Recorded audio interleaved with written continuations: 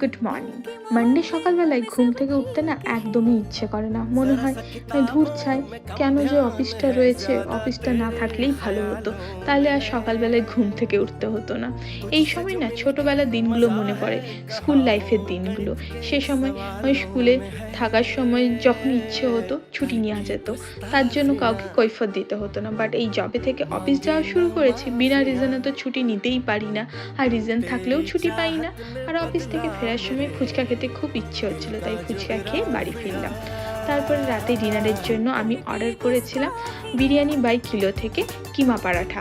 এই বিরিয়ানি বাই কিলোর বিরিয়ানিটা আমার বেশ ভালো লাগে, তাই ভাবলাম এদের পারাঠাটাও ট্রাই করা যাক। বাট পারাঠার ভিতরে যে কিমাটা দেওয়া ছিল সেটার পরিমাণ না আমার একটু কম মনে হলো। বাট এর সাথে যে রায়তাটা দেওয়া ছিল তার মধ্যে ছিল রসুনের চাংস, তো দুটোর কম্বিনেশন বেশ ভালোই লাগলো।